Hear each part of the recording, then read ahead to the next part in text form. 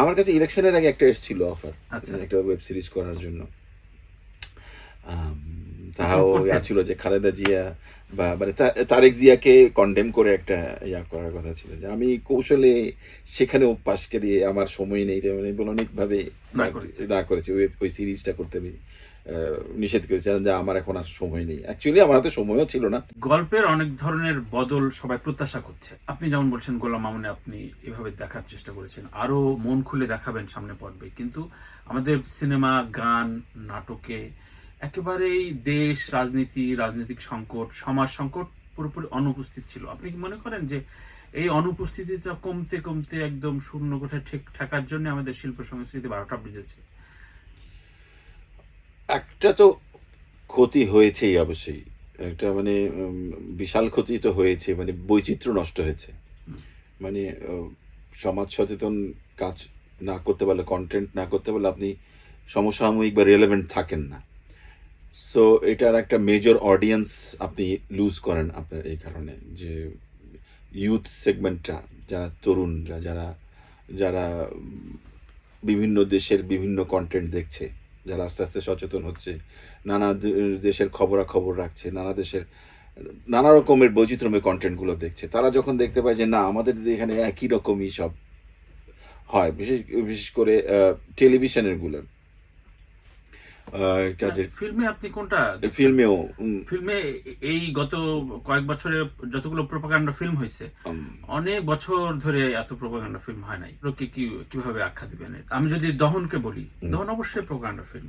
এরকম আছে, আমি আপনি সবাই জানি, হয়তো আপনি মুচকে হাসছেন, আপনি মনে করে হাসছেন, কিন্তু এই বিষয়গুলো যখন একজন নির্মাতা, খুব সুনির্মাতা যখন একটা কাজটা করে ফেলেন, হয়তো নিশ্চয়ই কোনো চাপ বা তার পেশাদারিত্বের জায়গায় করতে সবাই তো কাজকর্ম করে খাওয়ার একটা আছে, রাইট। কিন্তু আপনি ধরেন যে কাজী হায়াতের এক সময় দেখতাম দাঙ্গা, ত্রাস, বা ওই সময় কম বেশি পুলিশ ঘুষ খাচ্ছে, মন্ত্রীর সাথে হচ্ছে, যেগুলো নর্মস গুলো আবার ভালো আছে, ভালো খারাপের ভিতরে সংঘাত হচ্ছে, এগুলো পুরোপুরি মিসিং ছিল। মানে ছবিতে দেখতাম না, নাটকে তো নাই। লুতুপুতু আর যে শ্বশুরবাড়ি, প্রেমিক টেমিক, এর মধ্যেই ছিলাম। এটা কি বদলাবে? আমরা তো খুব সংস্কার শব্দটা প্রচুর ব্যবহার করছি এখন। হ্যাঁ, আশা তো করি। মানে কাজগুলো হয়েছে কি, কাজগুলো অবশ্যই একটা ফরমাইশি কাজ, একটা কন্ট্রাক্ট করা, যে কোনো ক্লায়েন্টের জন্য কাজ। ওই ফিল্মগুলো হতে পারে, বা আমি যে কোনো কন্টেন্ট বানাই, যে কোনো ক্লায়েন্টের জন্য কাজ করেছি, যারা বিজ্ঞাপন বানাই অনেকে, একটা বিজ্ঞাপনের চাহিদা অনুযায়ী পণ্যটাকে হাইলাইট করে বলে যে আমার পণ্য সেরা। সো ওইটাও একটা নির্দিষ্ট আইডিয়াকে সেল করার চেষ্টা করা হয়েছে, বা ইমেজ বিল্ডিং বিভিন্ন চলচ্চিত্র। সো এটা একজন পরিচালক সেইভাবেই কাজটা করেছেন। হয়তো দেখা যাবে যে পাণ্ডুলিপির ক্ষেত্রে নানা রকম আছে। সরকারি কাজ করলে যে সবই যে খারাপ, সরকার তো আমারও, সেটা যদি স্বৈরাচারী হলেও, ধন স্বৈরাচারী ছিল আমি, কিন্তু এই সরকারের একটা আমি করিনি আজ পর্যন্ত, এখন পর্যন্ত কোনো সরকারি কাজ প্রশ্ন রাখি যে আপনার কাছে অফারটা আসলে আপনার উত্তর কি ছিল? আমার কাছে ইলেকশনের আগে একটা এসেছিল অফার, একটা ওয়েব সিরিজ করার জন্য। তাহাও ছিল যে খালেদা জিয়া বা মানে তারেক জিয়াকে কন্ডেম করে একটা করার কথা ছিল, যে আমি কৌশলে সেখানেও পাশকে দিয়ে আমার সময় নেই, মানে বলনিকভাবে না করেছি ওই সিরিজটা করতে আমি নিষেধ করেছিলাম যে আমার এখন আর সময় নেই। অ্যাকচুয়ালি আমার হাতে সময়ও ছিল না, তবুও আমি ওটা অনেক টাকা বাজেটের কাজ ছিল। সো এছাড়াও যদি সরকারের কাজ আমারও, সরকার আমারও, আপনারও, সবারই। আমি যখন সরকারের কাজ করব, সরকারের কাজ করতে আমার কোনো নৈতিক অবস্থান থেকে আমার কোনো বাধা নাই, যে এটা আমি সরকারের কাজ করছি বা জনগণের পয়সায় কাজটা করছি। কিন্তু ওইখানে যখন ফরমায়েশ আসতে শুরু করে, নানাভাবে প্রপাগান্ডা হয়তো অসত্যভাবে হয়তো, তখন হয়তো ডিরেক্টরের নিজস্ব কনসাসটা অ্যাপ্লাই করার, তার নিজের চিন্তা ভাবনাটা প্রয়োগ করার জায়গাটা সীমাবদ্ধ হয়ে যায়। নির্মাতার অসততা কিনা এটা? আমি খুব বেশি জাজমেন্টাল হতে কখনোই পছন্দ করি না। আমি জাজমেন্ট দেব না, আমি এই ক্ষেত্রে খুব কোনোভাবেই একটা রায় দেব না যে দ্যাট ওয়াজ, আমি উইচ হান্টিংয়ে যেতেও চাই না। যে করেছে সে নিজের বিবেক, যদি কেউ যদি তার নিজের বিবেকটা সেল করে দিয়ে থাকে, সো দিন শেষে ক্ষতিটা তারই। মানে এইভাবেই কিন্তু নিজের ভেতরে যে ফ্লেমটা, আগুনটা থাকে সেটা নিভতে থাকে এভাবেই। যত আপনি আপনার বিবেকটা সেল করতে থাকবেন তখন ভেতরে আগুনটা মরতে থাকবে এবং ক্রিয়েটর হিসেবে আপনি আস্তে আস্তে আপনার ক্ষুরোধার জিনিসটা কমতে থাকবে। আমি এত বেশি অ্যাক্টিভ থাকি কেন? এটা আমাকে বার্ন করে, এটা আমাকে অ্যাক্টিভ রাখে। আচ্ছা। আমাকে আমার ইয়াকে ক্ষুরোধার করে, যেটা আপনার পরবর্তী গল্পে সাহায্য করে মানুষের মানুষ আমাকে উদ্দীপ্ত করে। বিরোধিতাও আমাকে বলে যে ঠিক আছে, বিরোধিতা হচ্ছে আমি দেখাচ্ছি আমি কেন বিরোধিতা। So these are the things. তখন আপনার ভেতরে একটা প্রেরণা কাজ করে, আমাকে প্রেরণা দেয় এই সমস্ত জিনিস। সো এইভাবেই আপনি বেঁচে থাকবেন। প্রত্যেক যে শিল্পীরা এভাবেই তাদের ইয়াটা জাগিয়ে রাখে, মানে সৃজনশীল ইচ্ছাটাকে। তো এই যত বেশি আপোষ করবেন, যত বেশি ইয়ে দেবেন, আপনার ভেতরে ওই ফ্লেমটা মরতে থাকবে, আপনি নিজে আস্তে আস্তে হয়ে যাবেন। সো আমি কোনো জাজমেন্ট না দিয়ে বলি সে নিজেকেই নিজের ক্ষতি করেছে যারা করে। একটা রাজনৈতিক দল নিশ্চয়ই পরিচালনা করবে দেশটি, আমরা অন্তর্বর্তীকালীন সরকারের ভিতরে রয়েছি।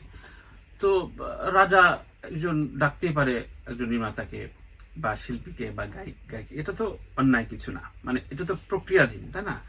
তো কোন জায়গায় আসলে আপনি এই ন্যায় অন্যায় দলদাস হওয়া, যখন আমি অন্যায় দেখবো, এটা কোন টার্মস আসলে আমাকে রাজা, কারণ আমি একটু বলি, কারণ ম্যাক্সিমাম অনেককে আমি সাথে নক করেছি, তখন তারা এই যুক্তিটা দিয়েছেন যে এটা ডাকলে তো আমি যাবই, এটা তো আমার অন্যায় না, এটা ফৌজদারি অপরাধ না। তো তাদের এইসব জায়গায় আবার কিছু বলাও যায় না, তো আসলে তো ফৌজদারি অপরাধ না। মোদি ডাকাতে শাহরুখ খান যায়নি, সালমান খান যায়নি, আমির খান, সবাই তো গেছে। কিন্তু অনেক সময় এটা তো কানেকশনের একটা ব্যাপার ভাবে, যে যদি পাওয়ারের সাথে কানেক্টেড থাকে অনেক কিছু সুবিধা হয়। আমি জানি না শাহরুখ খান সালমান খানরা সেই কানেকশনের সুবিধা নিতে গেছে কি না, কে কার কাছ থেকে সুবিধা নিয়েছে। হয় রাজার কাছ থেকে সে সুবিধা নিয়েছে, নাকি রাজা তাদের কাছ থেকে সুবিধা নিয়েছে, আমি জানি না। এটা হয়তো মিউচুয়াল ইয়াতেই যায়। সো যখন ডেকেছে আমি গেছি, কিন্তু আমি আমার যখন গেছে ঠিক আছে, একটা ভদ্রতার খাতিরেও যায়, অনেকেই গেছে। কিন্তু যখনই আবার সিচুয়েশন এসছে, রাজার অন্যায় দেখেছি, রাজা অপরাধ দেখেছি, তখন যদি আমি চুপ করে থাকছি বা তখন যদি আমি পক্ষ নিচ্ছি, সেইটাই আমার মনে হয় যে সমস্যা। আমি এটাকে আবারও জাজমেন্টাল খুব বেশি না হয়, আমি বলি এটা একটা সমস্যা। এটা ভাবা উচিত আমাদের। আসলে আমরা পক্ষে অনেক সময় নিতে পারি না, অনেক সময় যেমন জঙ্গির ভয়ে অনেকে অনেক কথা বলে না। আমাদের যারাই বিরোধিতা করেছে, আমি অনেককে দেখেছি যে স্বৈরাচারের বিরুদ্ধাচরণ করলেও, গত সরকারের বিরুদ্ধাচরণ করলেও সাম্প্রদায়িকতার বিরুদ্ধে কিন্তু অনেকে বলেন না। একটা নির্দিষ্ট থেকে দেখা গেছে যে ইয়ার বিরুদ্ধে বলেছে, গত সরকারের প্রচন্ড বিরোধিতা করেছি আমি, এরকম অনেকে, কয়েকজনকেও দেখেছি প্রচন্ড বিরোধিতা করেছে, কিন্তু অন্য সেগমেন্টের ইয়াকে আমি বাদ দিয়ে দিচ্ছি, কেননা ওইখানে একটা বিশাল অংশ ওদের আছে, মানে আমরা যে ভাষা সেন্সিটিভ, মানে একটা বিরাট অংশ তাদের ফলোয়ার আছে, তারা হয়তো ঝাঁপিয়ে পড়তে পারে, সেই ভয়ে আমি বলি নাই, অনেকে বলে নাই যে না এই অংশটাকে করা যাবে না, তার ফলোয়াররা আছে আমার উপর, ঝাঁপায় পড়বে, হা দেবে। তো এই জায়গাটাতে একটু কম্প্রোমাইজ তো সবাই করছে, প্রত্যেকেই কোনো না কোনো জায়গার ক্ষেত্রে একটা ইয়াতে পক্ষ নিয়ে কিছু না কিছু কম্প্রোমাইজ প্রত্যেকেই করছে। সো রাজার ওখানে গেলাম, কিন্তু অনেক বেশি কম্প্রোমাইজ না করে ফেললে আর কি। তো আমার দিন শেষে ওইটাই, মানে শিল্পীর আত্মাটা আসলে আমার দরকার, যেটা আমাকে সাহস দেয়, আমার ওই জিনিসটাই। আমি যতখানি, আমিও অনেক ভয় পাই, অনেক জায়গায় বলিও না, আমি ভয় পাই না, এরকম বহু মানুষ, আমি প্রত্যেকেই কেউ না কোনো ভয়ের জায়গাতে আছেই। আমি আমার ধরেন যে আমরা আজকাল হয় কি, আমরা যারা অডিয়েন্সের উপর সাথে কানেক্টেড, অডিয়েন্সের ফ্যান ফলোয়ার এরিয়া, তো ফ্যানদের বিগড়াইতে চাই না আমি। ফ্যানরা সেন্সিটিভলি রিয়্যাক্ট করবে, সেই জিনিসগুলো আমি টপিকগুলো আলাপ করি না। কিন্তু এটাও কিন্তু এক ধরনের অধীনতা, কিন্তু I am being dictated by my fans. আমার এটা খারাপ লাগছে, আমার কাছে মনে হচ্ছে যে এটা যুক্তিসঙ্গত নয়, কিন্তু মেজরিটি অফ আমার ফ্যান এটা পছন্দ করবে না এটা বললে। তো আমি যখন এইটার চিন্তা করে বলছি না, এটাও কিন্তু আমি স্বাধীনভাবে বললাম না, এটাও আমি কিন্তু বিবেকবান হলাম না।